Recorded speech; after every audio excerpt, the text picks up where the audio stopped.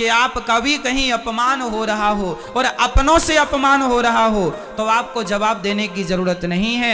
जो तुम्हारे रास्ते में कांटा बो रहा है, बोने दो, तुम ना बुरा सोचो। चलो, यदि दक्ष ने अपमान किया, चलो मैं सिंपल भाषा में समझाऊं, आप लोगों ने माना कि मुझे गाली दी और मैंने भी आपको गाली दे दी, तो आप में और मुझ में अंतर क्या रहा?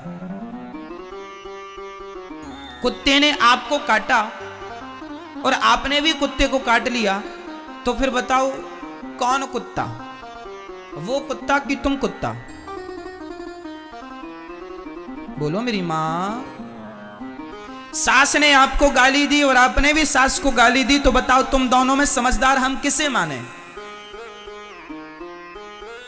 मैया कह दो ना मेरी मां। सास ने भी गाली दी और बहू ने भी गाली दी, इन दोनों में समझदार कौन? आप बताओ, बोलो मेरी मां, कौन? सास समझदार है? ये मैया कह रही है सास समझदार है। सास ने गाली दी और बहू ने भी गाली दी, इसमें दोनों ही मूर्ख हैं। समझदार वो कहलाते हैं जो एक गाली दे और दूसरा चुप रहे, तो जो चुप है वो समझदार है। क्योंकि हमारे यहां सिंपल कहावत है, कुत्तों के मुंह नहीं लगा जाता। जो गाली दे वो कौन? भौंकता कौन है? आज सास भौंक रही है तो तुम भी भौंकोगी क्या? आज बहू भौंक रही है, तुम भी भौंक लो। जो भौंक रहा है वो कौन है? कुत्ते के वंशज हैं। भौंकते रहो। अभी तो एक भौंक रहा था, सास ने किया भौं तो बहू ने भी भौं भौं, लो चालू हो गया महाभारत। कौन समझदार इन दोनों में? कोई नहीं। इसलिए हम आपसे कहते हैं अपनी समझदारी का परिचय दो।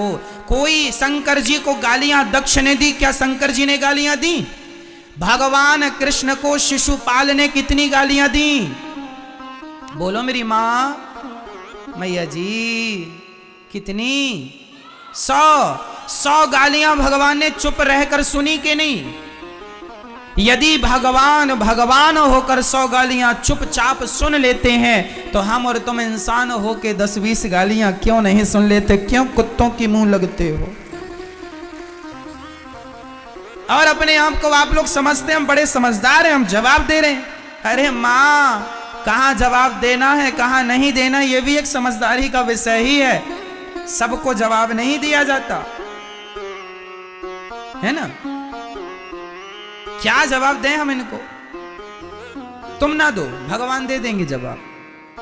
जब तुझसे ना सुलझे तेरे उलझे हुए धंधे, तो भगवान के इंसाफ पे छोड़ दे ए बंदे। वही तेरी मुश्किल आसान करेगा, जो तू ना कर सका वो भगवान करेगा। छोड़ दो उस पर। सबका उत्तर देना जरूरी नहीं होता। शंकर जी को गालियां मिली, शंकर जी ने कोई उत्तर नहीं दिया। भगवान कृष्ण को गालियां मिली शिशुपाल के द्वारा, कोई उत्तर नहीं दिया। 100 गालियां हुई, सिर काट दिया। आप भी जवाब ना दिया करो। सास बोलती है, बोल, उसका स्वभाव है बेचारी का, बोल रही है। सुनने की आदत, सुनने का अभ्यास करो, ज्यादा से ज्यादा सुनो। और सुनो, अपना अपमान भी सहना सीखो। तितिक्षवः कारुणिकाः सुहृदः सर्वदेहिनां अजात शत्रवः शांता साधवः साधुभूषणा। वही व्यक्ति समझदार है, वही व्यक्ति सफल है जिसके अंदर सहनशीलता ज्यादा है। सह लो। यदि पाकिस्तान हमारा अपमान करे तो बिल्कुल ना सहो, पर तुम्हारे अपने ही तुम्हारा अपमान करें तो कोई बात नहीं, अपने हैं, माफ करते चलो। इनसे क्या झगड़ा करना। आपका भाई आपका अपमान कर रहा, माना कि आपका सगा भाई आपका अपमान कर रहा है, तो क्या लड़ोगे उससे? तुम्हारी तो भाई है, इसलिए उसे उसकी तरफ ना देखो। पागल हो गया, दिमाग खराब है, कुत्ता सवार है इसके ऊपर। भौंकने दो। कहां इससे मुंह लगा रहे हो? क्योंकि वो मेरे भाई ही तो है। अपनों से ना जिद पालो, अपने से ना लड़ो। हाँ, कोई आतंकवादी है, कोई दूसरा है तो उससे लड़ जाओ, जीतो। किसे जवाब देना है, किसे जवाब नहीं देना, यह भी विवेक का विषय है। आप लोग जिसे जवाब देना होता है उसे तो देते नहीं है, और जिसे जवाब नहीं देना उससे लड़ते हैं। ये लड़कियां अपने भाई से लड़ बैठती हैं, लेकिन उसी लड़की को कोई सड़क में कोई परेशान कर दे, कोई लड़का, तो भाग के रोती रोती आ जाती है, मम्मी मम्मी उसने परेशान किया। अपने भाई को तो जड़ देती थी दो चार, उसे क्यों नहीं जड़ दिया? जिससे लड़ना हो उससे तुम लड़ती नहीं हो, और जिससे लड़ना नहीं उससे लड़ती हो। क्यों? तो किसके सामने चुप रहना है, किसके सामने बोलना है, यह विवेक का विषय है। जब तुम्हारी लड़ाई तुम्हारी सास से हो, मां से हो, भाई से हो, तो इन रिश्तों में जहर ना घोलो, इनसे कोई उत्तर ना दो। ये कह रहे हैं चलो गुस्सा है बोलने दो, हम लड़के किससे लड़ रहे? भाई से। क्या मिल जाएगा भाई से लड़के? इनसे कोई उत्तर नहीं। लड़ना है उनसे लड़िए, लड़ना है भ्रष्टाचार के खिलाफ लड़िए, आवाज उठाइए। लड़ना है किसी के साथ अत्याचार हो, अनाचार गलत हो रहा, उसके पक्ष में खड़े हो जाइए, लड़िए। लेकिन आजकल लोगों को कोई काम नहीं, अपने भाई से लड़ते हैं, अपनी सास से। चलो अब खा लिया, पेट भर गया, चलो अब बहू आओ जरा लड़ लें तुमसे हम, आओ दो दो हाथ की हो जाए। लो चल रही है घर में तू तू मैं तू तू मैं चल रही। और इससे भी बच गए तो आज भारत में जातवाद का जहर घोल के लड़ रहे हैं। मैं ब्राह्मण, मैं क्षत्रिय, मैं वैश्य, मैं शूद्र, लो भैया आपस में लड़ो, अब तुम्हारा अन्न कैसे पचे, लड़ो आपस में। लड़ रहे हैं, बुद्धि भ्रष्ट कर रहे हैं। अरे तुम्हारी यूं ही लड़ाइयों का फायदा अंग्रेजों ने, मुगलों ने खूब उठाया है। तुम्हारी आपस की लड़ाइयों का फायदा उठाया, कई 100 साल तक तुम भारतवासियों पर, हम पर राज्य किया इन लोगों ने, केवल इसलिए कि हम लोग केवल लड़ना जानते हैं। हम लोग संगठित रहना तो जानते नहीं कि चारों लोग एक साथ रहें, ब्राह्मण, क्षत्रिय, वैश्य और शूद्र। हम लोग लड़ते हैं जातवाद का जहर घोल करके, एक दूसरे से लड़ जाते हैं।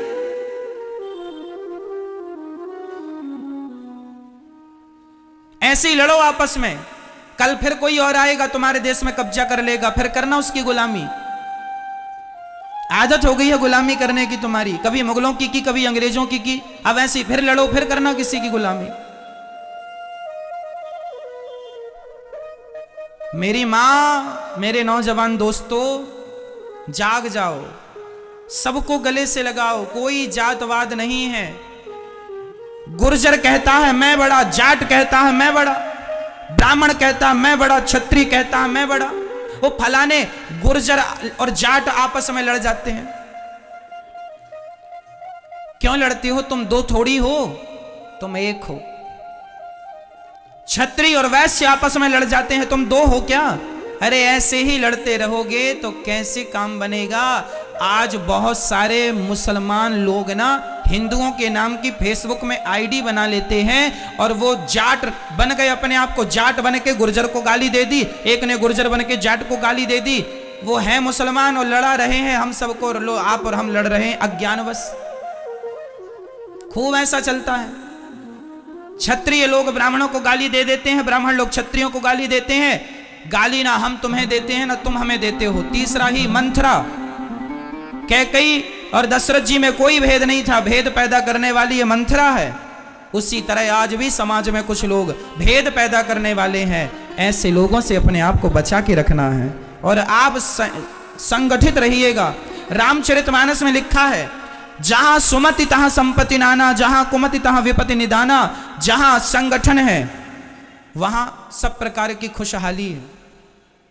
जहां झगड़ा है, यदि आपस में हम बिखर गए, ये चार उंगलियां अलग अलग हैं, चारों एक हो जाएंगी, मुट्ठी का हो जाएगा, एक मार दो दांत टूट जाएंगे, वो चारों अलग अलग रहेंगी तो कुछ नहीं कर पाओगे आप। इसलिए संगठित। झाड़ू एक होती है ना, कचरे को साफ करती है, पर वही झाड़ू बिखर जाए तो स्वयं कचरा बन जाती है। यदि बिखर गए तो कचरे हो जाओगे। इसलिए मेरी मां, संगठित रहना। बच्चों को कहना आपस में लड़ाई ना किया करें, भेदभाव मिटा दो। ब्राह्मण क्षत्रिय वैश्य शूद्र हिंदू हम एक हैं, बटो मत, बट जाओगे तो अस्तित्व खतरे में पड़ जाएगा। सब जरूरी है, ज्ञान जरूरी है, विज्ञान जरूरी है, भक्ति जरूरी है, सब जरूरी है, संगठन भी जरूरी है। हम संगठित रहें। हम 4 भाई हैं, एक बाप की संतान हैं। बताओ ब्राह्मण का पिता कौन? ब्राह्मण का पिता कौन? ब्राह्मणोस्य मुखमासीद बाहु राजन्यः कृतः ऊरु तदस्य जदवैश्यः पदभ्यांगुं शूद्रो अजायत। वेद मंत्र है ये। वेद में लिखा है भगवान नारायण के मुख से ब्राह्मण का जन्म हुआ, भगवान नारायण की भुजाओं से क्षत्रिय का जन्म हुआ, भगवान नारायण की जंघा से वैश्य का जन्म हुआ और भगवान नारायण के चरणों से शूद्र का जन्म हुआ। तो चारों के पिता एक ही हुए कि नहीं? पिता कौन है? नारायण। भगवान नारायण से ही ब्राह्मण क्षत्रिय वैश्य और शूद्र का जन्म हुआ। जब हम एक ही बाप की संतान हैं तो फिर झगड़ा किस बात का है? हम तो चारों एक ही हुए। गुण कर्म विभागशः, केवल आदमी के गुण कर्म के कारण विभाग हो गए। भगवान ने कह दिया एक पिता के विपुल कुमारा, एक बाप की 4 संतानें थी, एक बेटा जरा ज्ञानी था तो बेटे का नाम रख दिया ब्राह्मण। क्या नाम रखा?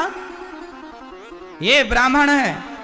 एक बेटा ज्यादा युद्ध कौशल था, युद्ध में कुशल था, नाम रख दिया क्षत्रिय। एक जरा पैसे पे जरा ध्यान था तो नाम रख दिया वैश्य। और एक बेटे का सेवा में मन था, तीनों का सहयोग करता था, तीनों से प्यार करता था, उसका नाम रख दिया शूद्र। एक्चुअली शूद्र जात नहीं है, ब्राह्मण जात नहीं है, क्षत्रिय कोई जात नहीं है। ये तो हमारे बाप दादों के नाम थे। ब्राह्मण नाम का आदमी था, उसकी जितनी संतान हुई तो ब्राह्मण के नाम से जानी गई। क्षत्रिय नाम के आदमी की जितनी संतानें हुई क्षत्रिय के नाम से। हम लोग एक ही पिता की संतान है। मूल में पिता एक है, नारायण। केवल व्यवस्थाएं बनाने के लिए 4 विभाग किए गए कि ब्राह्मण वेद बचाएंगे, क्षत्रिय अपना देश बचाना, वैश्य पैसा बचाना और शूद्र इन तीनों का सपोर्ट करना। क्यों ये व्यवस्था बनाई? आपके घर में भी बेटी का विवाह होता है तो आप लोग भी व्यवस्था बनाने के लिए किसी को मंडप की सेवा संभाल दे देते हैं, किसी को खाने पीने की सेवा, सो तुम खाने पीने की संभालना, तुम मंडप की संभालना, तुम बारातियों को नाश्ता पानी की संभालना। भाई व्यवस्था बनाई जाती है कि नहीं? काम सौंपा जाता, तुम ये काम कर लेना। हमारे देश में भी आजकल देखो ना, एक प्रधानमंत्री होते हैं, एक राष्ट्रपति होते हैं, एक खाद्य मंत्री होते हैं, एक गृह मंत्री होते हैं, एक उद्योग मंत्री होते हैं। ये व्यवस्थाएं हैं। उद्योग का काम करना है, उद्योग मंत्री से मिल लो, और दूसरे काम है तो इन मंत्री से मिल लो, उन मंत्री से मिल लो। क्यों भाई? ये व्यवस्थाएं हैं। फलाना मंत्री, फलाना मंत्री, फलाना शिक्षा का संबंध है तो शिक्षा मंत्री से बात करो। पैसे की दिक्कत है, वित्त मंत्री से बात करो। क्यों? ये व्यवस्थाएं हैं। उसी प्रकार भगवान ने व्यवस्थाओं के लिए 4 लोगों को बनाया, ब्राह्मण क्षत्रिय और वैश्य। 4 एक ही बाप की संतान है। लेकिन अज्ञानता इतनी आ गई कि हम लोग आपस में आगे चल के लड़ने लग गए। मैं ब्राह्मण हूं, मैं क्षत्रिय हूं, मैं वैश्य हूं, मैं शूद्र हूं। अब जरूरत नहीं है इसकी कि मैं ब्राह्मण हूं, मैं क्षत्रिय हूं, मैं शूद्र हूं। बस जरूरत इसकी है कि हम सनातनी हैं, हम भारतीय हैं। गर्व से कहो हम हिंदू हैं, हम हिंदू हैं, हम हिंदू हैं। धरा ये जिस पर घूम रही हम उसी केंद्र के बिंदु हैं। गर्व से कहो हम हिंदू हैं, हम हिंदू। तुम बट गए जातवाद के नाम पर, फिर तुम पर कोई हमला करेगा।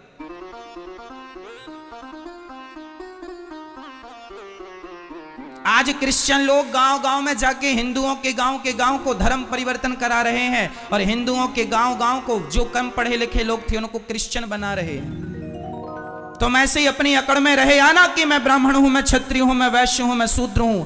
आगे चल के सारे हिंदू क्रिश्चियन बन रहे हैं। क्रिश्चियनों की एक बहुत बड़ी साजिश चल रही है। फिर क्या होगा जब सब लोग वही बन जाएंगे? कौन होगा तुम्हारी पक्ष की बात रखने वाला? कौन होगा तुम्हारा पक्ष लेने वाला? सेना भी बड़ी होनी चाहिए।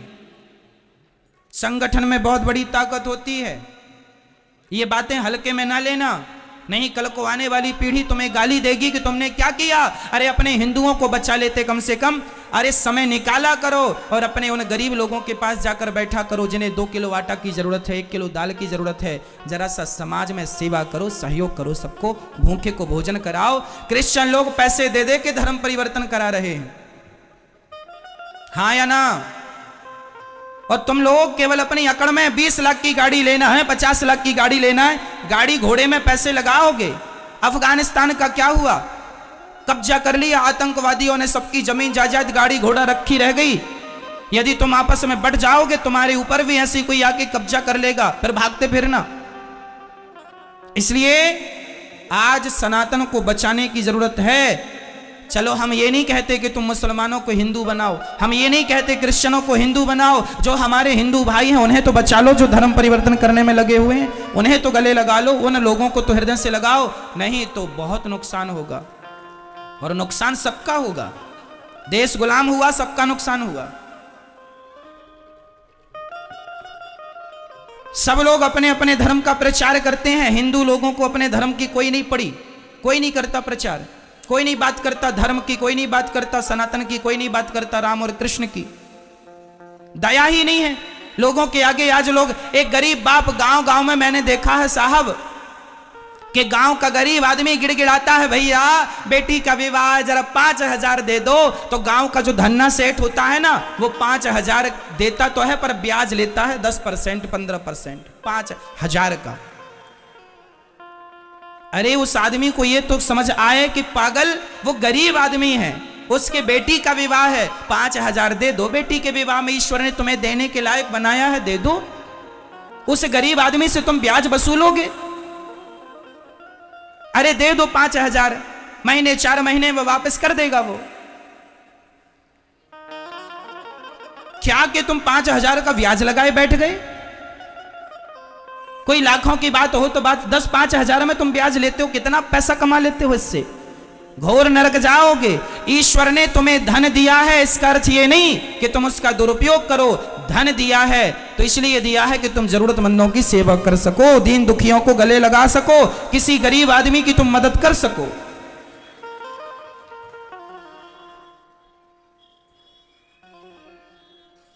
जीवन में ईश्वर ने दिया है, परोपकार करना चाहिए, घटता नहीं है। याद रखना, लिख के रखना, दान करे धन ना घटे, लिखा है ये। बोलो, दान करे धन ना घटे, जो सहाय रघुवीर, पंछी के पीर, घटे न सरिता नीर। प्यासे को पानी पिलाने से नदी का पानी कम नहीं होता, दूसरों को फल खिलाने से वृक्षों के फल कम नहीं होते, और किसी की सेवा करने से धन कम नहीं होता, धन बढ़ता है, दान करने से बढ़ता है, पुण्य करने से। लेकिन आज का आदमी, मैं देखता हूं कि आज समाज में गरीब लोगों का अमीर लोग बहुत शोषण करते हैं, जरूरत से ज्यादा बहुत शोषण होता है। मैं निवेदन करूंगा, इसलिए मैं आप लोगों से कहा करता हूं, अपनी गरीबी खुद मिटाना शुरू करो, सेल्फ डिपेंड बनो, आत्मनिर्भर बनो, मेहनत करो। मेहनत करोगे तो गरीबी तुम्हारा पीछा छोड़ देगी सदा सदा के लिए। मेहनत करो, तुम सब कर सकते हो। खड़े हो जाओ, और देश की गरीबी तब दूर होगी जब 135 करोड़ लोगों की गरीबी दूर हो जाएगी। प्रत्येक व्यक्ति अपनी अपनी गरीबी दूर कर ले, अपने आप मेरे देश की गरीबी दूर हो जाएगी। सोने की जरूरत नहीं है मेरी मां। धर्म का प्रचार किया करो, कह दो लोगों से, बाद में लड़ लेना, अभी संगठित रहो, लड़ने की जरूरत नहीं है। यदि हम आपस में लड़ बैठेंगे तो देश को कौन संभालेगा? कोई भी बाहर वाला अपने घर से हमें निकालेगा। दीवानों, जरा होश करो मेरे देश प्रेमियों। बताओ, अंग्रेज कब भागे भारत से? 15 अगस्त 1947 को अंग्रेज लोग भाग के गए। क्यों भागे? क्यों भागे मुझे बताओ। इसलिए भागे क्योंकि मेरा पूरा भारत संगठित हो गया था, डर के मारे अंग्रेज भाग गए। यदि पहले 100 साल पहले यदि संगठित हो जाता तो ये अंग्रेज लोग 100 साल पहले भाग जाते। लेकिन तुमने संगठन करने में, संगठित होने में कई 100 साल लगा दिए, कई 100 साल लगा दिए संगठित होने में। और संगठित जिस दिन हो गए, भाग गए कि नहीं अंग्रेज? हाँ या ना? फिर कितनी बड़ी ताकत है संगठन की। इसलिए संगठित रहना मेरी मां। और जातवाद कोई लेके आए, घुसने ना देना घर में। कोई जातवाद नहीं, हम सब एक हैं। हमारे गांव का ब्राह्मण भी, क्षत्रिय भी, वैश्य भी, शूद्र भी, मैं अपने गांव जाता हूं ना, तो मैं अपने गांव में सबसे मिलता हूं। सबसे राम राम करता हूँ, ब्राह्मण हो, क्षत्रिय हो, वैश्य हो, शूद्र हो। मैं अपने गांव के शूद्र भाइयों के पास जाके भी बैठता हूँ और पूछता हूँ कि तुम्हें कोई ज़रूरत तो नहीं है। गरीब परिवार की बेटियां यदि दिखती हैं मुझे, मैं तुरंत कहता हूँ कि जब इसका विवाह हो तो बता देना। जब से दास अनिरुद्ध ने होश संभाला है तब से हमारे गांव में किसी भी बेटी का विवाह होता है, गरीब परिवार की सबकी बेटियों के विवाह में भोजन की व्यवस्था दास अनिरुद्ध कराता है। जितने बाराती आएंगे सहयोग हो यहां से होगा। गरीब हो तुम, मदद करेंगे, ईश्वर ने इस लायक बनाया है, करो। अरे 10-20 हजार में तुम्हारा कुछ नहीं घट जाता, पर 10-20 हजार में गरीब आदमी की बेटी का विवाह निपट जाता है। बनाया है तो करो, बांध के ले जाओगे। सभी में बांट कर खाए उसे इंसान कहते हैं। मैं बताता नहीं हूं, न बताने की जरूरत है, पर जीवन में ईश्वर ने योग बनाया है तो आपको करना चाहिए। अपना पेट तो पशु पक्षी भी भर लेते हैं, पर सभी में बांट कर खाए उसे इंसान कहते हैं। पराया दर्द अपनाए उसे इंसान कहते हैं। मैं छुआछूत नहीं रखता बिल्कुल। हमारे गांव में जितने लोग हैं सारे लोग, चाहे मोची समाज हो चाहे कोई, मैं सबको बैठता हूं, सबके पास बैठता हूं, सबको अपनी तरफ से राम राम करता हूं, सबके साथ बैठता हूं, बगल में बैठता हूं, सबका हालचाल पूछता हूं, भैया कैसे हो, सब आनंद है, कुशल मंगल है। सबसे हंसता हूं, सबसे बात करता हूं, सबको गले लगाता हूं। यहां गौरी गोपाल वृद्धाश्रम में भी मेरी वृद्ध माताएं रहती हैं। यहाँ सब प्रकार की माताएं रहती हैं, ब्राह्मण मैया, क्षत्रिय मैया, वैश्य मैया, शूद्र मैया। आज तक मैंने किसी माँ से जात नहीं पूछी कि माँ तुम्हारी जात क्या है। मैं केवल सबके पांव दबाता हूँ, चाहे मैया कोई भी जात की हो, मुझे क्या करना। माँ की जात कोई नहीं होती, माँ तो सिर्फ माँ होती है। मैंने तो जात पात का भेद मिटा दिया आपकी आंखों के सामने। आपके देख लो गौरी गोपाल वृद्धाश्रम में माएँ सब प्रकार की हैं, ब्राह्मण, क्षत्रिय, वैश्य, शूद्र। पूछ लेना कि मैंने किसी से जात तो नहीं पूछी, आज तक मैंने किसी से ना जात पूछी, केवल सेवा किया है मैंने, केवल सेवा। मैं नहीं मानता, मैं ये मानता हूं कि ईश्वर की सब संतान है, प्यार से रहो। गले लगाने में ज्यादा अच्छा है, नफरत घृणा रखने में अच्छा नहीं है। क्यों? मैं आपसे प्यार करूं तो ज्यादा अच्छा होगा कि मैं आपसे नफरत करने लग जाऊं तो ज्यादा अच्छा होगा? यदि छुआछूत भेदभाव होता तो राम जी शबरी के बेर क्यों खाते? राम जी ने भेदभाव नहीं रखा, हमारे भगवान थे, तो फिर हम भेदभाव काहे का रखें? ना जी, सबको गले लगाने में क्या मैं छोटा हो जाऊंगा? आप अपने नगर के गरीब लोगों को गले लगा लोगे, प्यार से बैठ के दो बातें कर लोगे, इससे आप छोटे हो जाओगे? तो क्यों नहीं लगाते गले, क्यों नहीं प्यार करते सबको? आज भारत में ऐसी मानसिकता है कि कुछ लोग ऐसे हैं कि यदि किसी को छू लेते हैं ना तो वो कहते तुम्हें छू लिया अब नहाएंगे। गलत है ये। क्या माता सबरी को छूकर राम जी नहाए थे? फिर इतना अहंकार किस बात का भैया? कहां से ले आई है ज्ञान उल्टा? हमारे वेद पुराणों में तो ऐसा कुछ नहीं है। हमारे वेद पुराणों में लिखा है प्रेम करो, राम ही, सुनो क्या लिखा है, राम ही केवल प्रेम प्यारा। मैं उदाहरण देके फिर बोल रहा हूं, क्या हमारे रैदास भक्त मोची नहीं थे? जात के मोची थे, जूता सिलते थे, लेकिन उनके पास सभी लोग जाते थे, उन्हें प्रणाम करते थे, उनका आदर करते थे। हम ये कहना चाहते हैं कि जिसके अंदर भक्ति है, जिसके अंदर योग्यता है, उसको आप प्रणाम करने से में कोई बुराई नहीं है। बाकी सबको गले लगाएं, गले लगाने में भी कोई बुराई नहीं है। राह में आए जो दीन दुखी, सबको गले से लगाते चलो। प्रेम की गंगा मिटा दो ये जहर, बहुत बड़ा नुकसान हो जाएगा मेरे देश का यदि ये जहर बना रहा तो।